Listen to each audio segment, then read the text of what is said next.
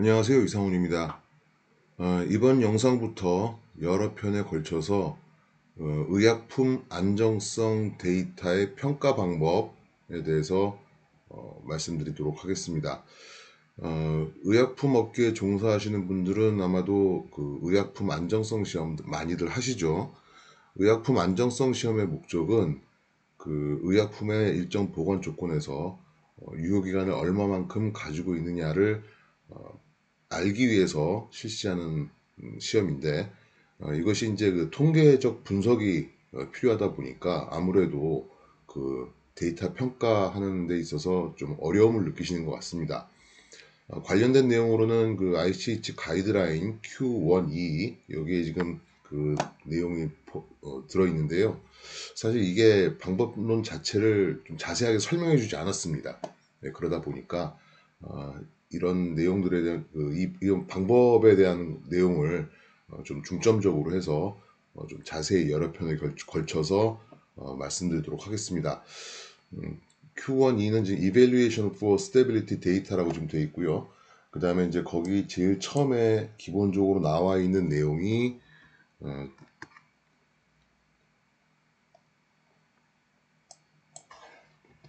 그 백그라운드에 지금 나와 있는 요 내용입니다. 그래서 일단은 리그레션 어널리시스가 적절한 그 접근 방법이다라고 좀 나와 있습니다. 그리고 그 뒤에 또 그 배치를 한 배치만 하는 것이 아니라 여러 배치를 하다 보니까 데이터의 여러 배치의 데이터를 한 번에 합쳐서 실시를 하는 데이터 플러빌리티 테스트도 이제 그 권장을 한다 이런 식으로 지금 나와 있는 걸 우리가 볼 수가 있고요.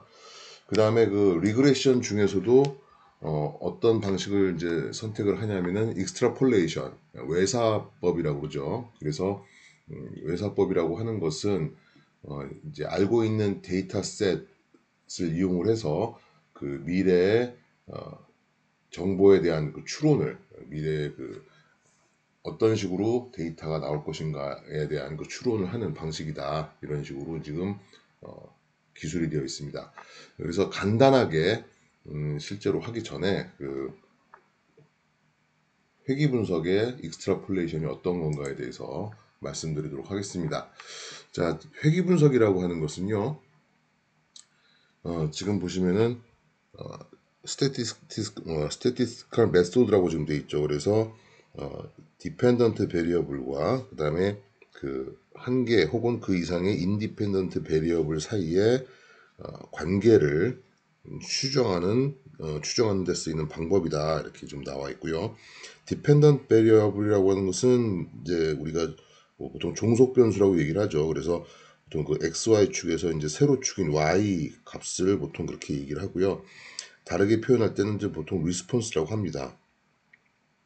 리스폰스라고 얘기를 하고 그러면 이게 이제 실험에서 나온 측정 값을 보통 얘기하는 경우가 많죠. 그래서 우리가 제약회사에서 일하는 분들 보면 이제 리그레션 어널리시스를 가장 많이 할 때가 시험을 할 때 시험 분석법에 대한 밸리데이션을 할 때 그 캘리브레이션 하는 그런 경우에 그래서 그 x 값인 농도에 대해서 y 값인 뭐 측정값 뭐 observance라든지 아니면은 HPC 메소드의 경우에 피크 면적이라든지 하는 것들을 보통 이제 그렇게 얘기를 합니다.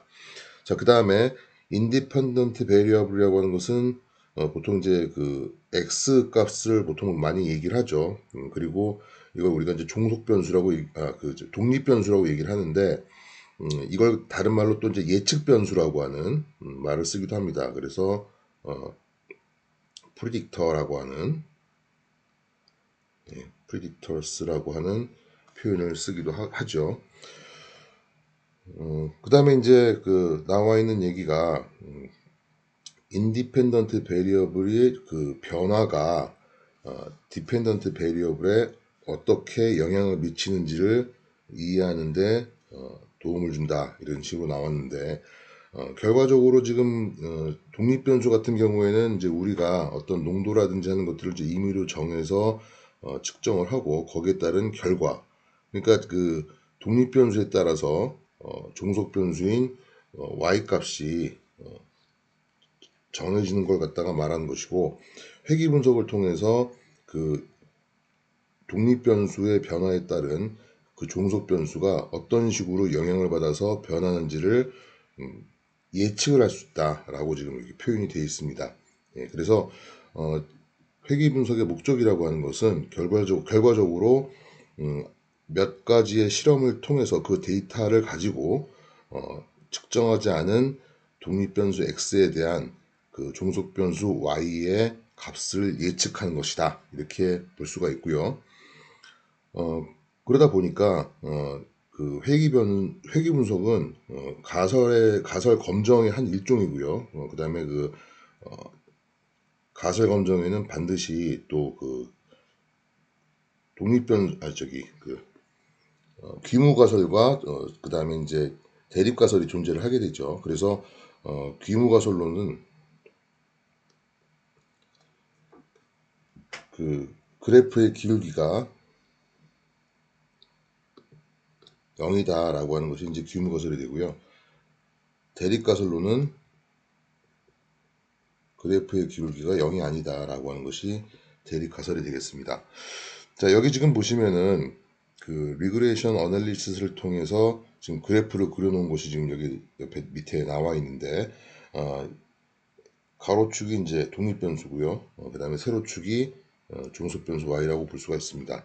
예, 그래서 예를 들어서 뭐 x축에 있는 것들이 뭐 어떤 그 샘플의 농도라고 한다면은 y 값은 뭐 피크의 에어리어라든지 뭐 업설번스라든지 뭐 이런 것들이 되겠죠.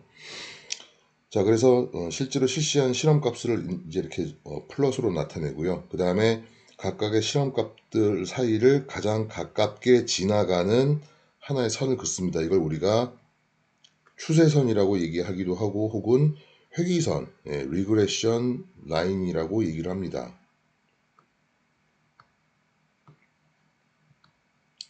리그레션 라인이라고 얘기를 하죠. 그래서 리그레션 라인이라고 하는 것은 결과적으로 그 예상치를 우리가 그 리그레션 라인이라고 볼 수가 있고요. 예를 들어서 지금 그 x의 값이 3일 때 그때 이제 보면 실제적으로 측정한 값은 약 한 3 정도 되는데 옆에 있는 다른 그 실험 데이터를 기본으로 할 때는 리그레션 라인을 그었을 때 한 3과 한 4 사이 한 3.5 정도의 값으로 추정이 된다라고 우리가 볼 수가 있는 것이고요. 그러면은 이 값은 이제 우리가 실험값이라고 볼 수 있죠. 그래서 measured value라고 볼 수가 있고요. measured value. 그 다음에 이제 추세선 위에 있는 요 그 x가 3일 때 그 y 값 추정치는 우리가 estimate 추정값 이렇게 얘기를 합니다. 그 다음에 측정값과 추정값 사이의 그 차이를 우리가 잔차, 레지듀얼이라고 얘기를 하죠. 네. 레지듀얼은 항상 측정값에서 추정값을 뺍니다. 에스티메이트를 빼는 그런 식으로 계산이 됩니다. 그래서 리그레션 라인이라고 하는 것은 이 잔차의 크기를 정확히 말해서 잔차 제곱의 합이 최소가 되는 방정식을 만들어서 우리가 통계 분석을 통해서 이렇게 만들어내는 것이 이제 리그레션 라인이고요. 그 다음에 이제 일반적으로 뭐 그 회귀 분석 시에 무조건 리그레션 라인이 직선이라는 법은 없습니다. 뭐 일정한 방정식, 2차 방정식, 3차 방정식이 되는 곡선이 되는 경우도 있고요. 자, 그래서 이렇게 그 가설 설정을 통해서 이제 우리가 그 회귀 분석을 실시를 하고 그 결과 대립 가설 alternative hypothesis인 대립 가설을 채택을 하고 귀무 가설을 기각을 해야 거기에 따른 그 리그레션 라인이 유효하고 그 다음에 그 리그레션 라인에 따라서 우리가 그 예측을 어떤 임의의 x 값에 대한 y 값을 예측을 하게 될 수가 있는 겁니다. 만약에 회귀 분석을 실시를 했는데 귀무 가설을 채택을 하고 대립가설을 기각을 했다라고 했을 때는 슬로up이 0이기 때문에 그때는 예측이 불가능하겠죠. 왜냐하면은 독립변수의 변화에 따라서 종속변수가 전혀 변하지가 않고 일정한 값을 가지고 있으니까요. 그래서 그런 점을 유념을 해 두시고 그 다음에 보시면 될 것 같고요. 자, 그래서 가이드라인에는 이제 어떤 식으로 그 유효기간을 정하냐 하는 것이 이제 나와 있는 것이 봤을 때,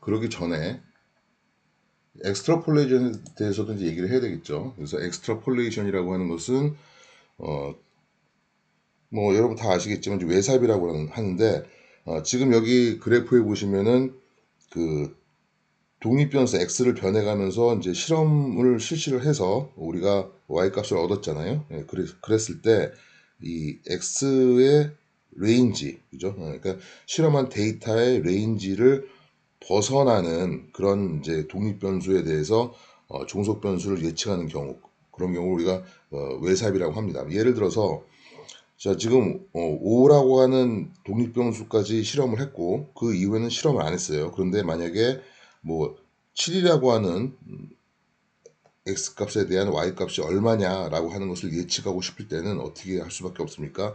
리그레션 라인을 지금까지 쭉 봤을 때 이런 식으로 직선으로 돼 있었으니까 이런 식으로 직선을 연장을 해서 그 다음에 이제 어떻게 합니까? x값 7에 대해서 y값이 한 이 정도다라는 것을 우리가 예측을 하는 것이죠.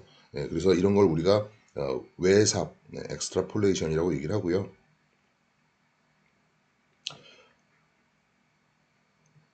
내삽이라고 하는 거는 이제 그 데이터 레인지 안에서 만약에 어떤 독립 변수를 우리가 생각을 했을 때 거기에 따른 종속 변수가 얼마다라는 것을 예측하는 겁니다. 그래서 예를 들어서 뭐 2하고 3에 대한 그 y 값은 실험을 통해서 정해졌는데 2.5에 대해서 y 값이 얼마가 되겠느냐라고 했을 때는 뭐 이런 식으로 이제 우리가 이 리그레션 라인을 이용을 해서 추정을 할 수가 있는 것이죠. 이걸 우리가 내삽 인트라폴레이션이라고 얘기를 하는 거죠.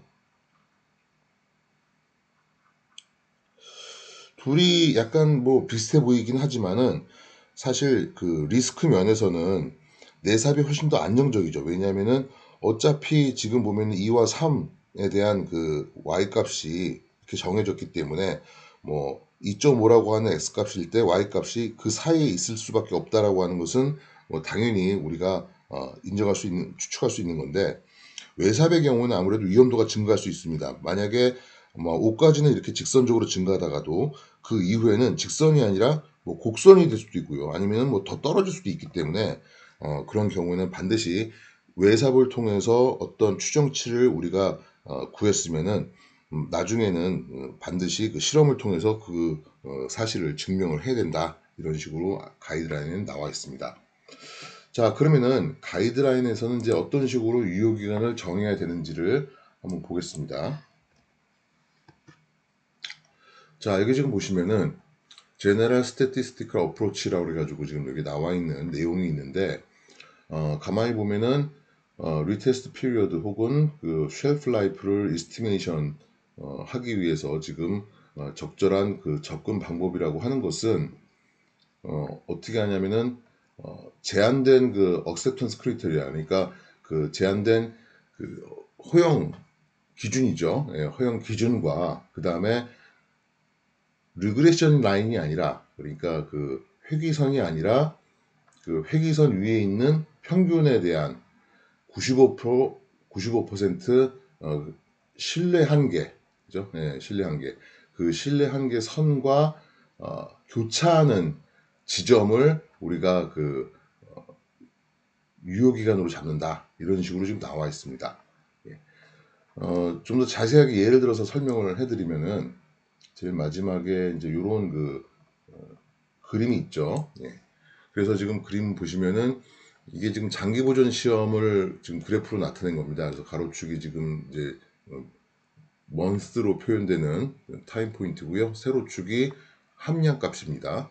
그래서 12개월까지 지금 측정을 했고 3개월마다 한 번씩 이렇게 측정을 했죠.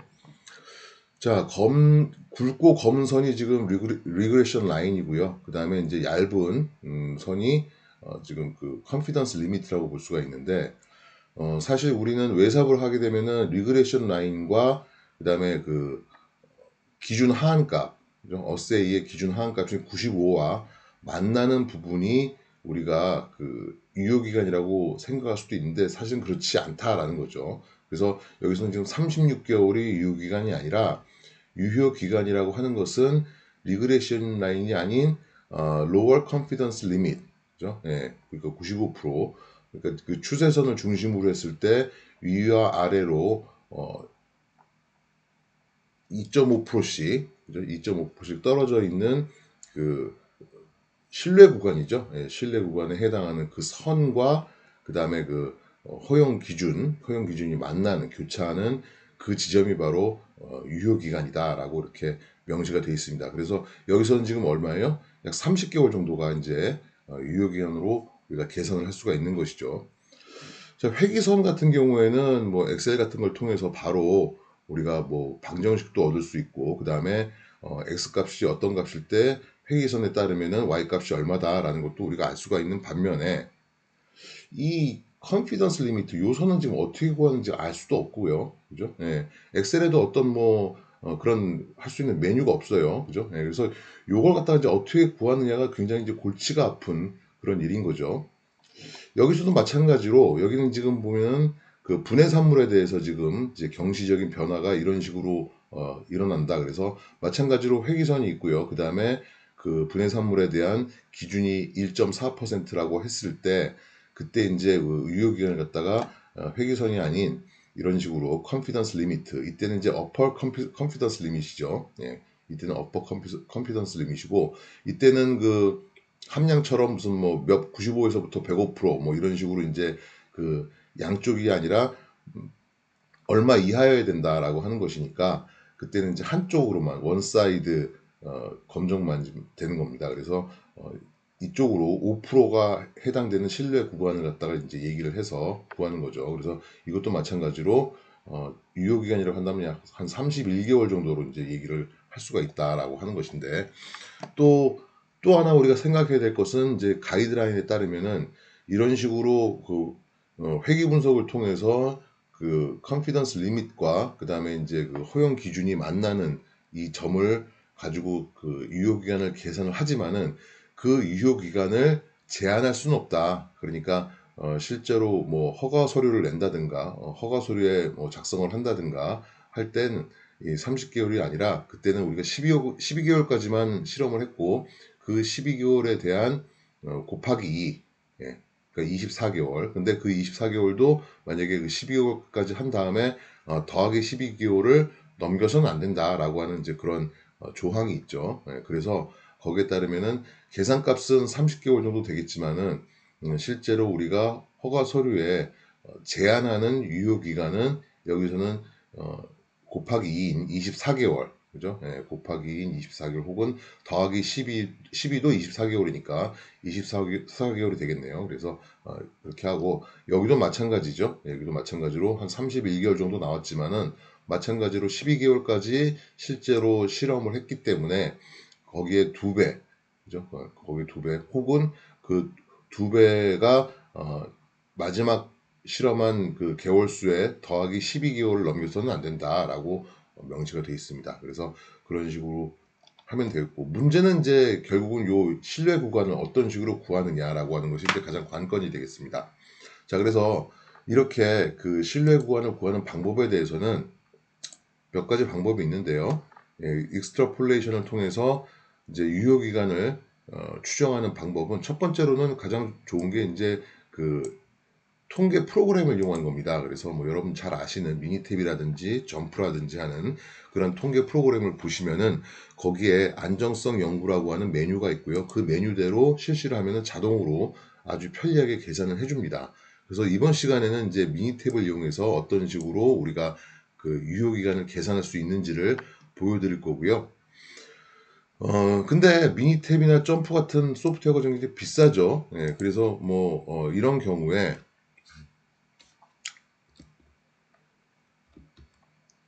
뭐가 이렇게 이상해졌어?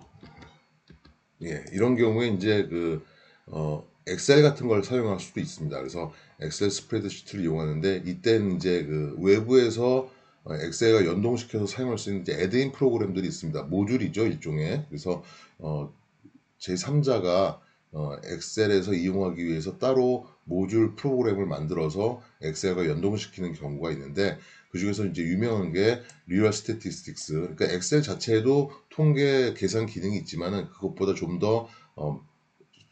폭넓게 여러 가지 기능들을 갖다가 이제 만들어서 엑셀과 연동시켜서 이제 할 수 있는 그런 프로그램들이고요. 뭐 또 엑셀 스탯이라고 하는 그런 모듈 프로그램도 있습니다. 그래서 다음에는 제가 엑셀 스태티스틱스, 리얼 스태티스틱스라는 그런 모듈 프로그램을 통해서 엑셀과 연동시켜서 하는 것이 어떤 식으로 하는 것인지를 보여드릴 거고요. 만약에 애드인을 사용하지 못하는 경우에도 있을 수가 있습니다. 그러니까 이것도 마찬가지로 연동시키려면 또 좀 어떤 분한테는 좀 까다롭더라고요. 예, 그래서 그냥 엑셀 자체만으로도 할 수 있는 방법이 있습니다.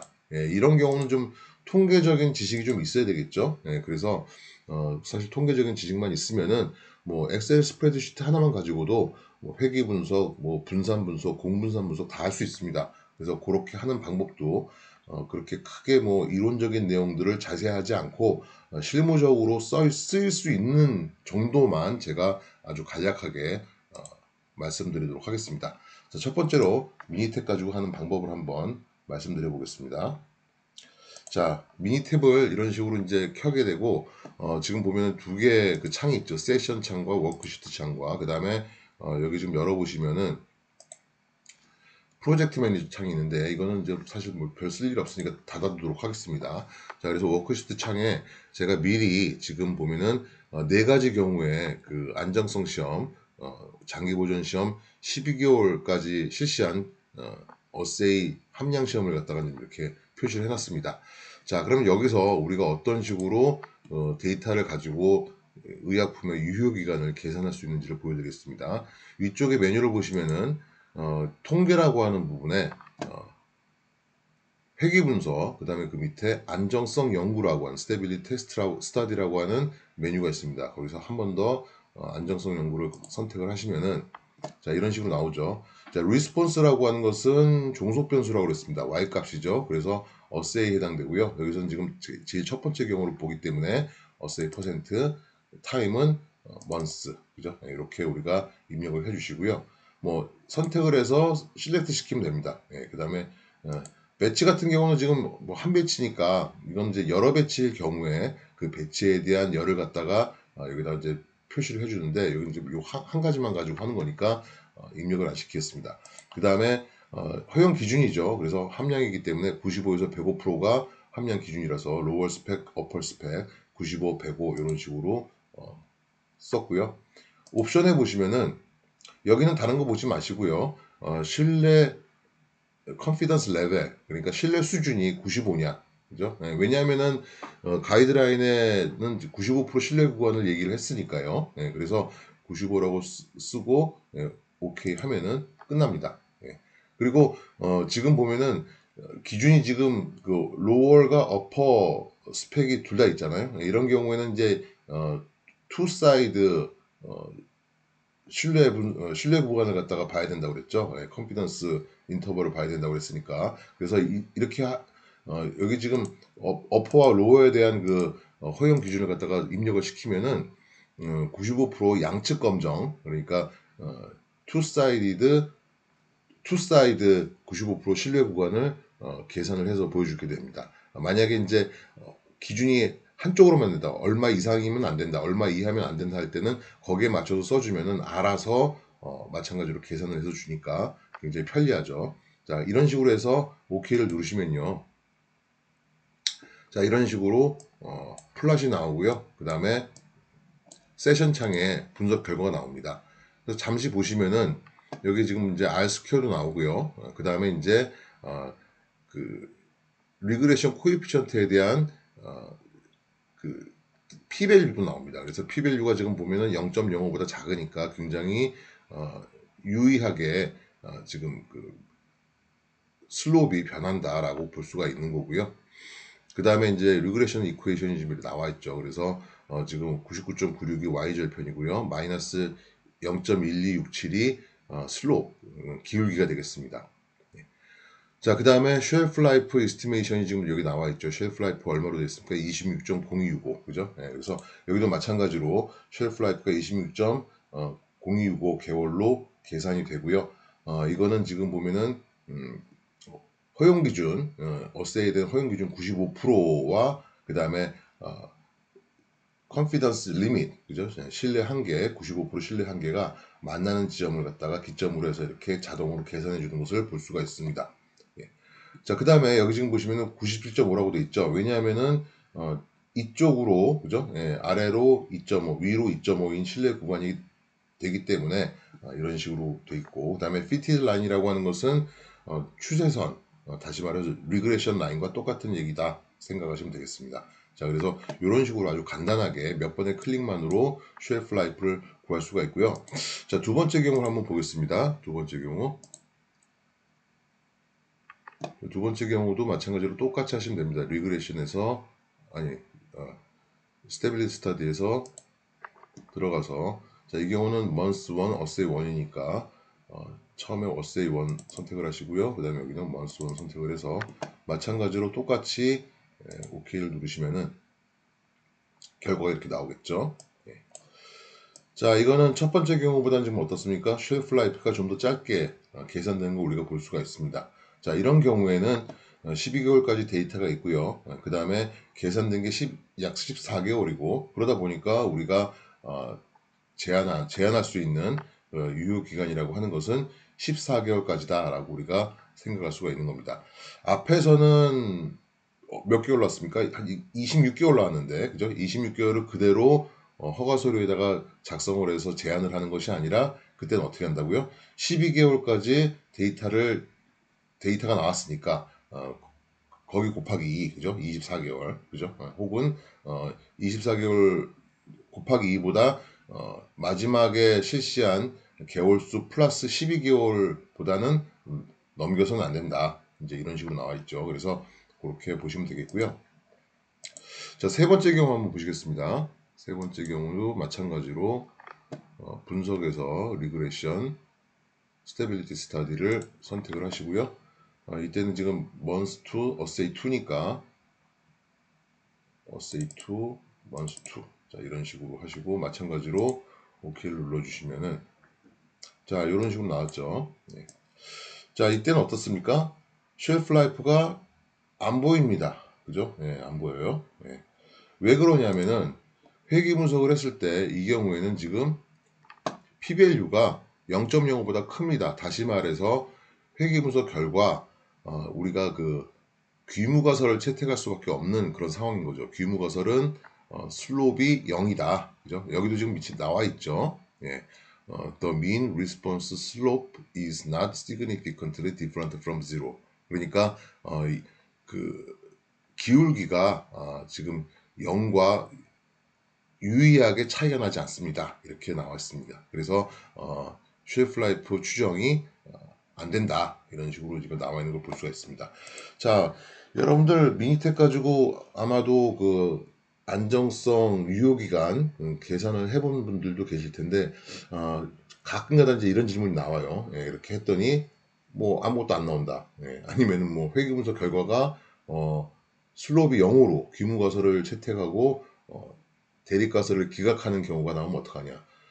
그때는 지금 12개월까지 한 데이터만 가지고는 계산을 못하는 겁니다. 유효기간은 계산을 못하는 거기 때문에 그때는 더 실시를 해야 된다는 얘기죠. 왜냐하면은 어찌 보면 의약품 입장에서는 좋은 겁니다. 왜냐하면은 이게 변화율이 별로 없는 거니까요. 거의 평평하게 지금 품질이 잘 유지되고 있다라고 하는 거니까. 그래서 그런 경우는 제가 축하드립니다라고 보통 얘기를 하는데 예, 아무래도 이제 조금이라도 뭐 예측을 하고 싶어하는 입장에서는 좀 시간이 걸리니까 좀 답답할 수도 있겠죠. 그래서 이런 경우 있을 수가 있고요.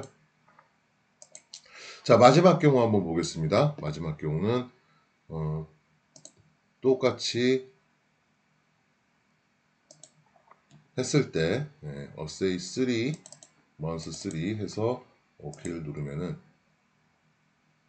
자, 이 경우도 마찬가지죠. 이 경우도 지금 쉘프 라이프가 표시가 안 됩니다. 계산이 안 되는 거죠. 예. 자, 그러면은 이것도 마찬가지로 앞에서 본 먼스 투 어세이 2의 경우랑 똑같은 경우라고 볼 수가 있을 것 같은데 약간 좀 다른 게 어떤 게 있냐면요. 마지막 경우에는요. 기울기를 보시면은 이게 지금 마이너스 0.2 정도 돼요. 예. 근데 지금 네 번째 거가 지금 기울기 마이너스 0.2 정도 되고 세 번째 거가 마이너스 0.13 그죠? 예, 이게 좀 더 평평하죠. 예, 평평합니다. 예. 그러면은 어, 회귀 분석을 했을 때 그 슬롭이 0이 아닌 대립가설을 채택한 첫 번째, 두 번째 경우는 어떨까요? 자, 두 번째 경우에는 마이너스 0.19 그죠? 예. 그러니까 맨 마지막 네 번째 경우와 기울기가 거의 비슷하다고 볼 수 있습니다. 그죠? 예. 첫 번째 경우는 마이너스 0.12예요. 예, 굉장히 평평한 경우예요.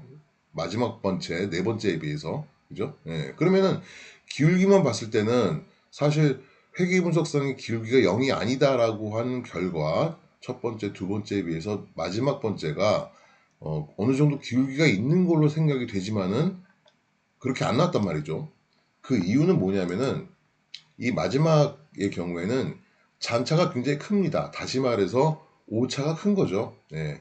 그러니까 그 회귀분석 결과가 유의한 결과, 다시 말해서 대립가설을 채택하는 기울기가 0이 아니다라는 결과가 나오기 위해서는 기울기가 가파르게 떨어지는 것 혹은 기울기가 가파르게 올라가는 것도 중요하지만 그 리그레션 라인을 만들게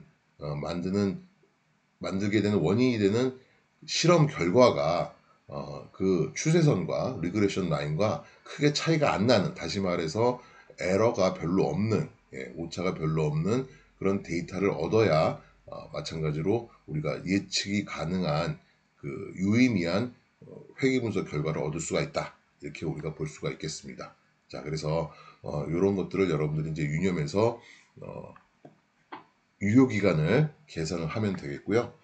지금 좀 시간이 많이 지났으니까 다음번에는 우리가 그 여러 배치 사실 한 배치를 가지고 유효 기간을 계산하는 경우는 거의 없죠. 여러 배치 보통 3배치 이상을 가지고 하는데 3배치 이상의 여러 배치를 가지고 안정성 시험 데이터를 이용해서 이제 유효 기간을 계산할 때는 데이터를 어떤 식으로 합칠 수 있느냐 여러 배치를 하나의 데이터로 합쳐서 한 번에 회귀 분석을 하는 경우도 있을 수가 있다라고 가이드라인에 있으니까 그것을 어떤 식으로 할 수 있는지를 말씀드리도록 하겠습니다.